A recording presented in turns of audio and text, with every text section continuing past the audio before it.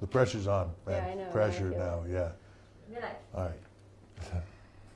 Hello, everybody, and we're here at the Facebook office in Mumbai, and I'm here with a man that needs very little introduction, or no introduction at all, Paul Levesque, aka Triple H.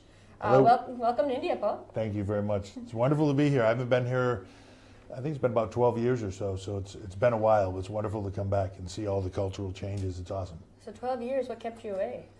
Just business and work, and we hadn't been here a lot, and the last time I came here was to wrestle. Unfortunately, I got injured right before I came, so I didn't actually wrestle. I just came here and was a part of the events, but it's been a while since I've been here, so it's nice to be back.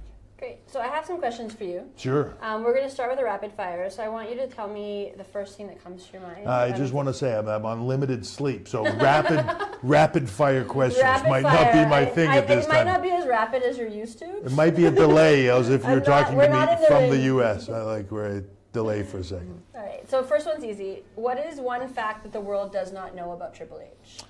I mean, that I just like to hang out with I have three daughters, three little girls. So when I'm off, I just like to hang out with my kids and my wife and just be a normal dad and do goofy dad things. They think I'm the king of the dad jokes. You wear the high socks, soccer dad.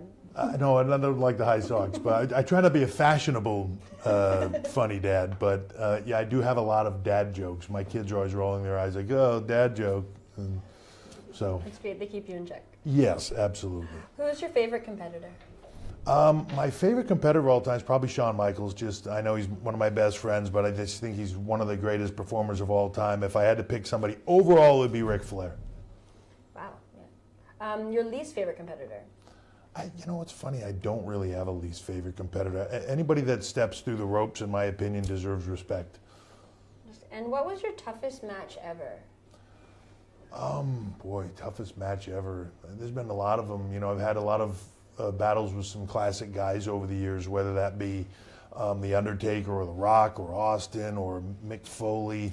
I had some really tough battles with Foley, but if I had to pick one, probably the Undertaker. He's just a legend, and getting in the ring with him in high-profile events, nobody's better. Any one specific match you remember? Hell in the Cell, WrestleMania with Shawn Michaels as a special guest referee. Probably one of the most significant matches of my career, especially from a meaning standpoint. It was called the end of an era, and you know, there's a moment with the three of us standing on stage together after that match is over that was very real to us, and still very meaningful. I have that picture in my office, and I made a plaque for all three of us that has that picture and memorabilia from the match. It's very important and very meaningful to all three of us. Yeah, and I think that's a moment that most WWE fans remember as well. Who's your closest friend in the WWE? Sean. Sean? Yeah.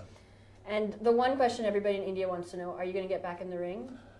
Yes, but you have to watch to see. Eventually I will get back in the ring. Somebody always calls me out. All right, wrestling, done. Business, done. So what's next for Triple H? You know, it's funny to say done because I don't feel like I'm done, especially when it comes to the business side.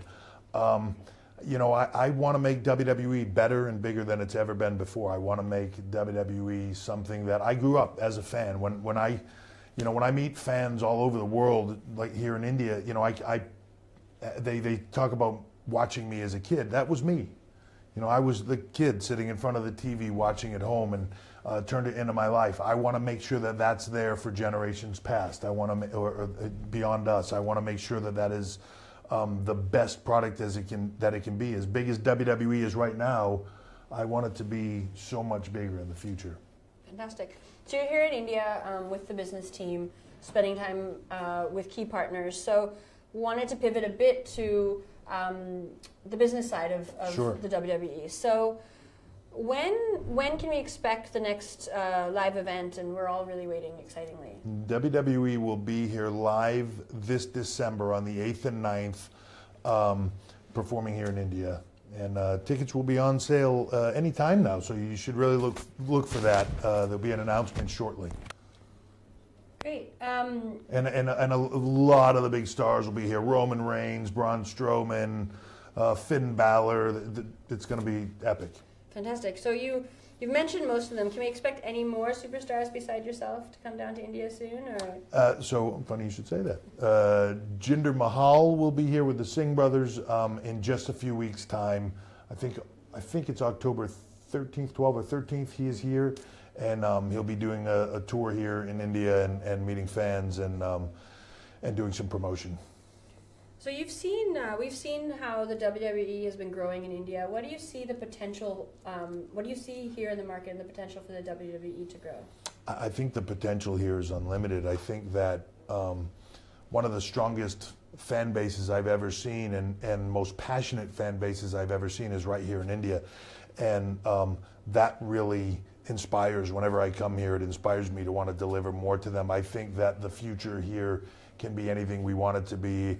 I would love to begin to come here and localize talent coming from India, localize a promotion here in India, and be able to share that with not only the Indian market but the world, and to do that, to be able to then cultivate talent through that market, through NXT, through Raw, through SmackDown, WrestleMania, and give the Indian fan base heroes that are culturally significant to them as well. Yeah, definitely. I think all of us are waiting eagerly to see a homegrown talent. Yeah, it's something that we've been working on for a long time. It just takes a lot to make people in the market in India realize that there is a pathway to actually get to the WWE is difficult, but there is a pathway now.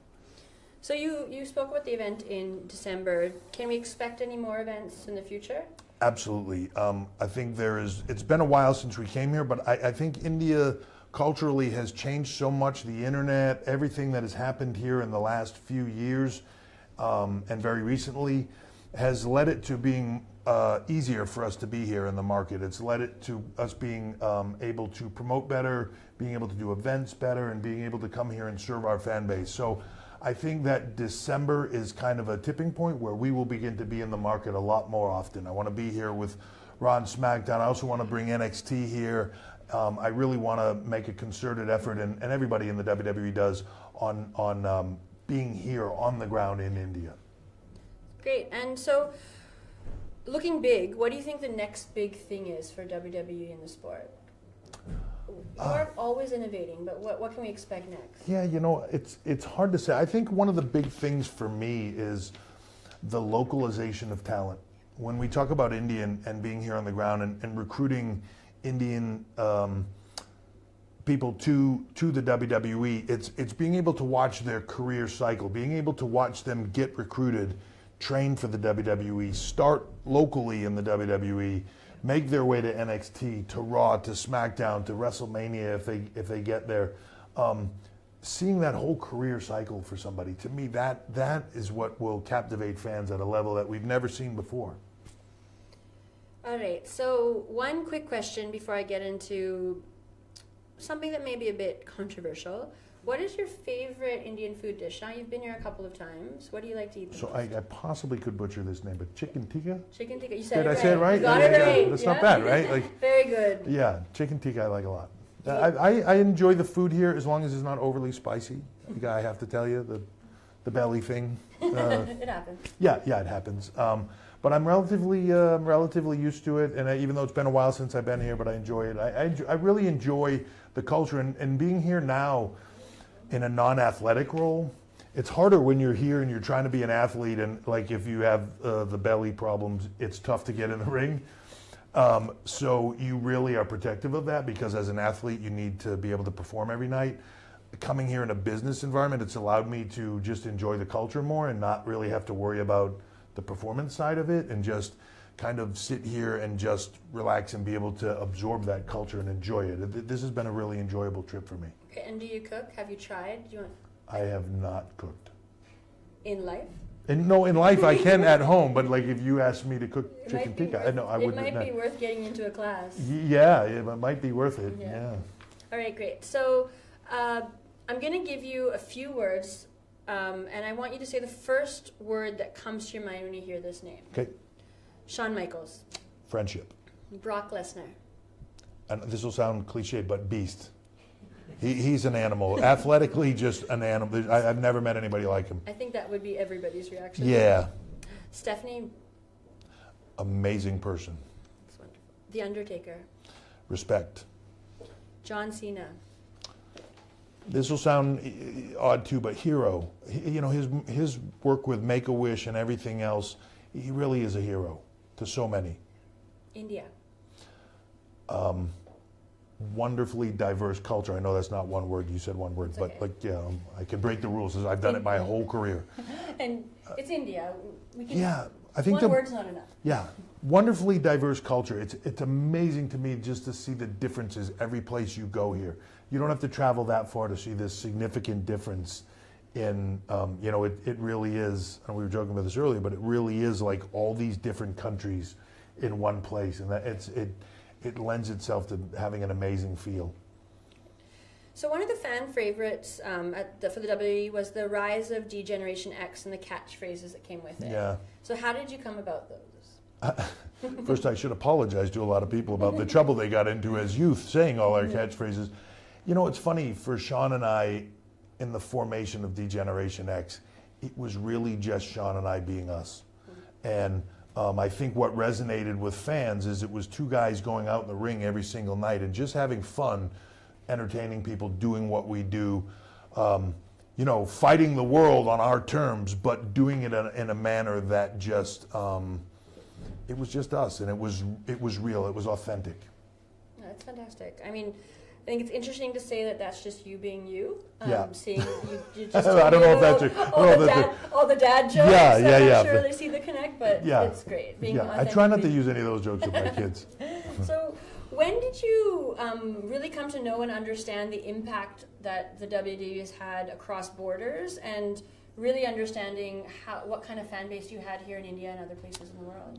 In 1996, when I came here for the first time, there was a moment in time for me where somebody told us they knew of somebody that had a gym that we could train at, and myself and Kevin Nash walked about a mile through a very small, not necessarily wealthy part of town to get there.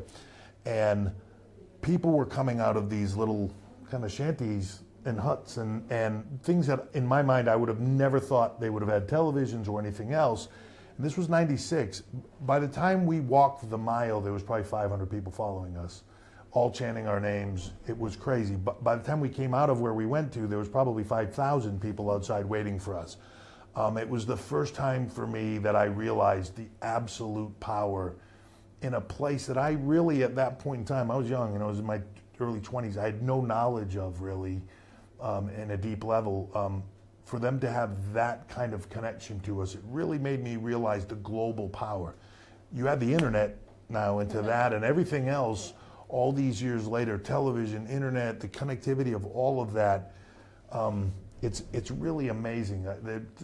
To see the engagement from the WWE Universe here in India and what it means to them, it's really humbling, really is. Yeah, and now fans don't have to wait, or we don't have to wait until that lucky moment where we get to see you. We can be here with you and with at all stars time all the time on Facebook Live. On Facebook Live. So a lot of us remember your rivalry with Dwayne Johnson, yes. aka The Rock. Everybody has an AKA. So how has your relationship changed with him over the years? See, it's always competitive with Rock and I. From the very start of our careers, always That's competitive. What I wanted to hear. Now it's even like he's used Dwayne Johnson. They call me Paul Levesque. It's all competitive. He grew a beard. I grew a beard. It's all competitive. Matching hairdos. Yeah. We're just. It's funny with he and I over the years. I think we've had this interesting rivalry at a time in our lives when we were really trying to establish ourselves and make something. It's what made WWE great. What still makes it great to this day is that competitive nature.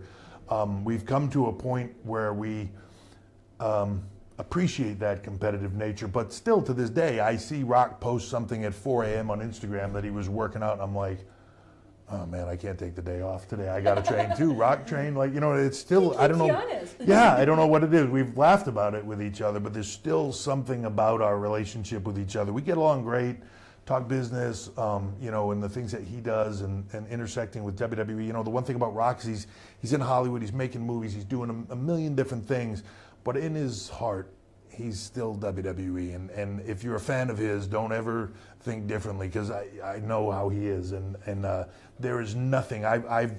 I watched him do it years ago, usually standing over me before he was about to drop the people's elbow on me, get goosebumps all over him. And I've seen him do it recently when he comes to an event and he gets goosebumps all over him. It's still that, nothing else in the world. He can make all the movies he wants. He can do all the other projects he wants, as can I. There is nothing in the world like standing in front of the WWE Universe and having that, whether it's 5,000 or 100,000, just going crazy, you know, and knowing you have those emotions in the palm of your hand and can control that. There's no feeling like that in the world, and I think that's just who he is, and we respect that in each other. But I think there's always still that, like, well, if Rock can do it, I can do it. Well, I mean, nothing's made me happier of all the things we talked about today. I think the fact that you still have that rivalry inside your blood, yeah, and it makes us all hope and dream for the day we see you two again.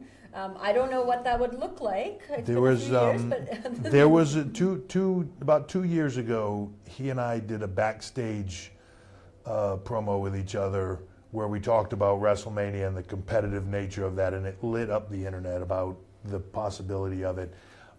It's something we've discussed. It's just making schedules work. He's pretty busy. Me too. So it's making schedules work. But look, at right place, right time. I'll dance one more time with the great one, Rock. So I'm going to take some questions from the fans. So we have a lot of questions from fans right now. I think the first one I'm going to take is,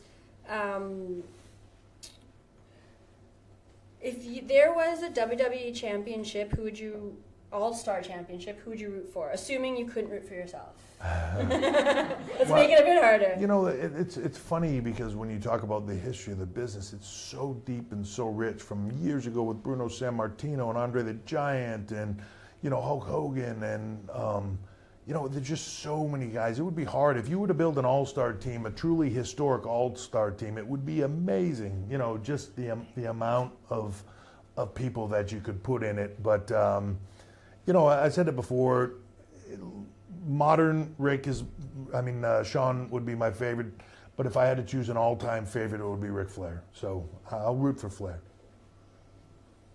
So there's a number of questions around Jinder Mahal, yes, and his ability to keep the championship. Can you talk a little bit about him as a wrestler and what you think his future Sure. is, and whether you think that he'll be keeping his belt? You know, it's a funny thing in our business, good guys and bad guys, and how we portray that and want to put that out to the world. And I've seen criticism sometimes of people saying, well, yeah, but Jinder cheats or whatever. Well, you know, one of the things that they don't see,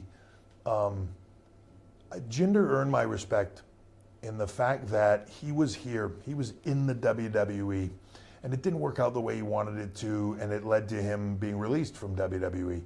And he was gone. In that period of time while he was gone, you know, some people would take that as a failure and they would just kind of hang it up and move on. Jinder didn't. He doubled down.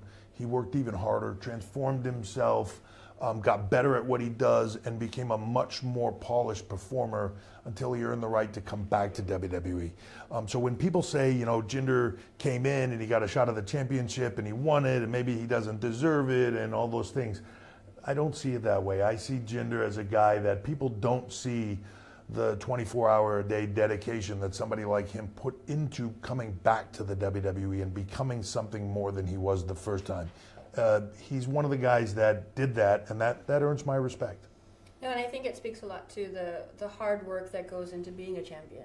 People see what they see on TV a lot of times, but they don't see, and it's a shame that they don't, because the harder work, almost the 20, 30 minutes that they're in the ring sometimes is the least of what they do. It's everything else, the dedication and the hard work that goes along with it. And whenever anybody says, somebody was handed this or handed that, or I can tell you right now that everybody in the WWE works their butt off.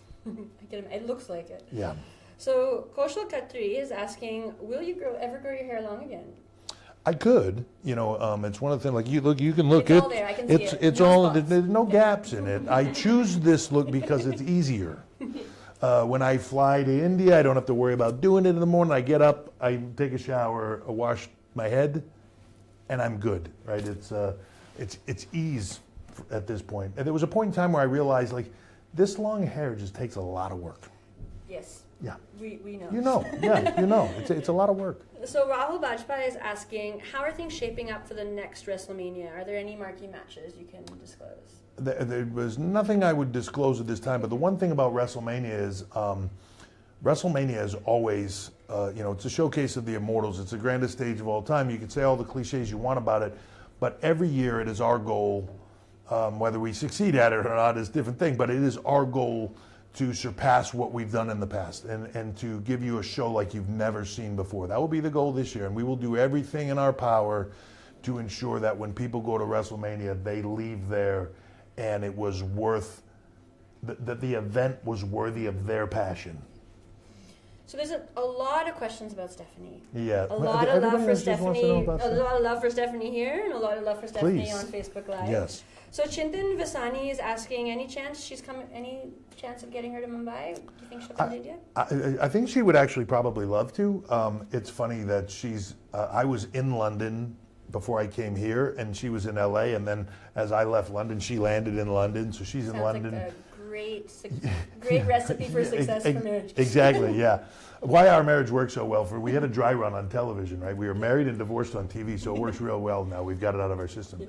But she's in London. She would love to come here. I think culturally she would find this an amazing place, and I know that is something that she would like to do. She loves to travel and experience new cultures, and to be honest, I think we would both love to bring our kids here to have them experience the culture as well. So just a couple more questions. So your signature finishing moves, the spinning spine buster and pedigree, did you give them the names? No, well, the spine buster I just actually took from Arn Anderson because he was awesome and I love the move, and I like all great things, you borrow it from somebody and make it your own. And I sort of took that from Arn Anderson. The pedigree was something that I came up with, but the name actually came from Michael Hayes of the Freebirds when I started in WWE and was the Greenwich Blue Blood. I was doing that move, and they needed a name for it, and he thought it felt like handing somebody their pedigree, and that became the name. So Michael Hayes of the Freebirds, thank you very much. So one question before we ask you to butcher a phrase in Hindi. To become part of Indian cinematic history. Yes, okay. Is kind of, how do you define success for you? You've had a lot of different. Amit Sarkar has asked this question. So you've gone through a lot. So right now, how are you defining success for you? And throughout your career, how have you looked at success? Well, at different ways, at different things in my life. For me, the biggest success I can have is being a great dad, and husband, and being there for my kids and being a great dad. That's the biggest success I can have in my life. Outside of that, to me, I'm very goal driven, but for me, it's whatever I find that I'm passionate about, right? And that to me is what makes your life worth living. If you find something that you're really passionate about, and WWE for me, I couldn't find anything that I'm more passionate about, I don't think. So, it's trying to do great things with that, and when you do something that you're that passionate about, it's almost like you don't work every day. You're just you get up in the morning and I can't wait to get going because I want to do this today, because I want to make this better, or I want to work on this project. It becomes a drive, and it becomes something you want to do, as opposed to, I gotta get up and go to work. So if I could give anybody advice out there, find what your passion is. Because when you find what your passion is, you'll want to work on that passion every single day. That's success for me. That's great. Success for life, success for WWE, yeah. Success for family. Yeah. Fantastic. So before we go, we're just about to wrap up. We wanted to have you share in one of what is Indian cinema's most famous dialogues. Yeah. So this is a dialogue by one of the most iconic actors. But then I've got to hold on a second. Why do I have to try to say this? Because it suits you perfectly. But she's interviewing me, and she's not going to try to say it to teach me how to say it. Thank you. Yes. Considering both of you don't know Hindi, or both have to say this dialogue. All right. Okay. Though Hindi is better. So So the dialogue is by one of the most iconic actors, and so I'll make you say it and then I'll tell you the meaning. So it is Rishte mein to hum, Rishte Rishte mein to hum, mein to hum, तुम्हारे बाप लगते हैं, तुम्हारे बाप तुम्हारे बाप लगते हैं, latte hai. नाम है Triple H. Oh. This suits you perfectly. If I had to give you a Bollywood dialogue, it would be this. Okay. Don't ask me to say that all at once, though. That's fine. I You did a fantastic Yeah, you job. did a Okay, was not bad? All right, yeah. I'll take that. So before we sign off, any parting words for your fans in India and Mumbai and looking ahead to the December event? Well, I think that first I'd like to say thank you for the hospitality being here. It's been a wonderful trip. I've had the wonderful opportunity to meet a lot of great Indian fans, WWE Universe fans from here in India, and be able to say hello to them and take pictures with them and have a great time. If you're a WWE fan here, I'd love to be able to tell you to watch closely, because this is going to become more interesting really fast for you. As we begin to do more and more things here, I think it's going to be even more and more engaging for you. So thank you for the hospitality, and stay tuned, because WWE is going to take you places you've never been before. Sounds great. Thank you for being here. Thank you. Thank you for the